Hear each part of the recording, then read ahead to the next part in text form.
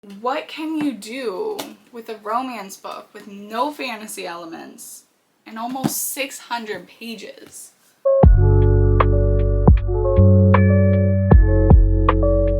Welcome back to my channel. Today we are going to be doing my August TBR. I cannot believe that it is already August. The fact that we're over halfway through the year is absolutely insane. But I am pre-filming this a bit, so I'm not even going to get into what is currently left on my TBR for July. We are going to be using the TBR jar again. I loved the prompts that I got last month, and whether or not I got through all my books in my TBR, I am really excited for the month of August just because I feel like it's going to be a perfect split between the summery books that I want to wrap up before we get into fall, and then I'm probably going to be starting some of my fall reads. And I have been ready for fall, it feels like, all year long. So we are going to jump straight into it. Let's see what the first one is. Oh my gosh, I got this one last month. Okay, read a book over 500 pages. Also, for anybody curious or new to my channel, this is my like seasonal TBR. So this is what I have left, not these books, but this is what I have left from my spring/summer TBR. So whether I will be picking books off of this is dependent on whether I want to, if I'm going to be quite honest. I can't be the only one so concerned as to why a romance book is over 500 pages. This is literally under by 2 pages. That is so sad. I'm going to be honest though, I do not want to start another series right now. So I have 2 options. I have the Throne of Broken Gods by Amber V. Nicole, which is the second book in the Book of Azrael series. I've been so excited but anxious to read the second book. If you guys have been following me, the first book that I read in this series was one of my favorite books that I've read in the year so far. So this is a possible option. And then we also have the Mindf series by, I almost said by Amber V. Nicole, by S.T. Abby, which is like Criminal Minds meets romance. I believe she is a serial killer and he is the FBI detective tasked to find her. Now, technically this is a bind up of books 1 through 5, but since I do have the bind up and it is, oh gosh, almost 700 pages. Honestly, I have been wanting to read this so bad, and I feel like since it's a bunch of books put together, I can get through it pretty quickly. So for a book over 500 pages, I'm gonna go ahead and pick this bind up. Okay, so for book 2, pick a book with a blue cover. Okay, I can definitely pick one off me. We have a few here. So we have Legendborn by Tracy Deonn, and we also have You've Reached Sam by Dustin Thao. I've been wanting to read both of these, and they're both YA. So from what I know of You've Reached Sam, a few moments later. Okay, so basically this 17-year-old girl named Julie has her entire life planned out. She's moving out with her boyfriend, attending college in the city, and spending a summer in Japan. And then her boyfriend passes away. It says a heartfelt novel about love and loss and what it means to say goodbye. It sounds like it's going to make me cry, but it also sounds really good. This is like dark academia / fantasy, and I feel like it'd be a really good transition into fall. Can I pick them both? Honestly, You've Reached Sam has been on my TBR for longer, so I'm gonna go with You've Reached Sam by Dustin Thao. Also, notice how I haven't said how many books I'm picking, and that's because I have no clue. I'm just gonna keep going until I want to stop. Book 3. Read a book under 400 pages. Okay, we love some balance. Let's see. That's crazy. I've actually read a good chunk of my romance books.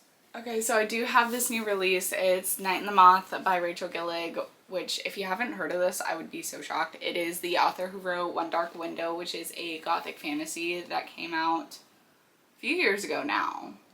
It is a completed duology that is very good. Well, I can't say it's very good, but the first book was very good. I think this is over. No, it is under. I feel like this would also be a perfect book to transition into fall. I feel like it's more on the fall side, but let's see.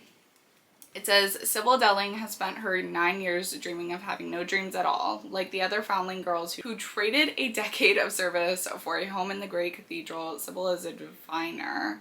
Tell me why that's reminding me of Diviner by Is it Libbre? No?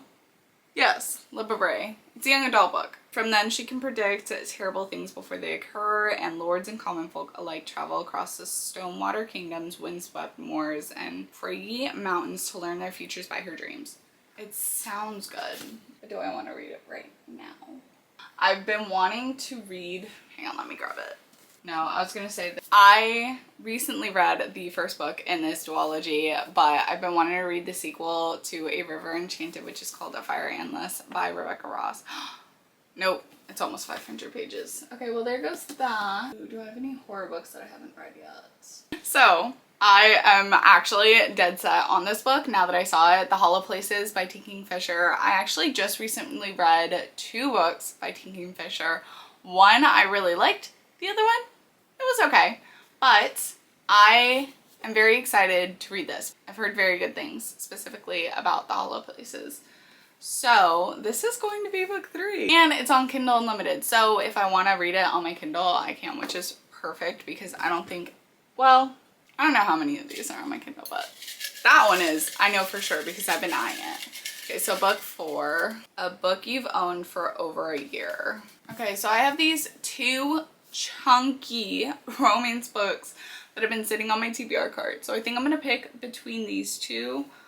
We have Love Redesigned by Lauren Asher. Now, I have read the first book in the Dreamland Billionaire series, The Fine Print, and I did like that one. I think I gave it 4 stars, but I've heard this is even better, and I want to say it's a workplace romance. Rivals, enemies to lovers, something of that sort.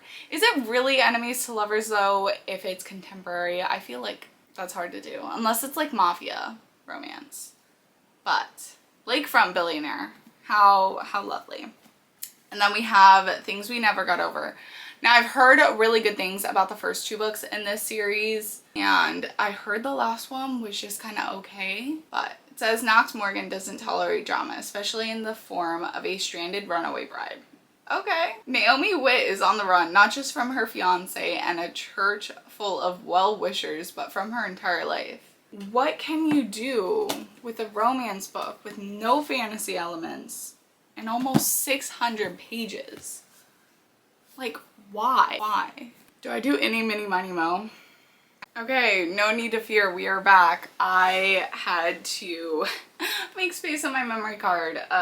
Somebody remind me to go get some more and have some for backup because that was annoying. But can I still not make a decision?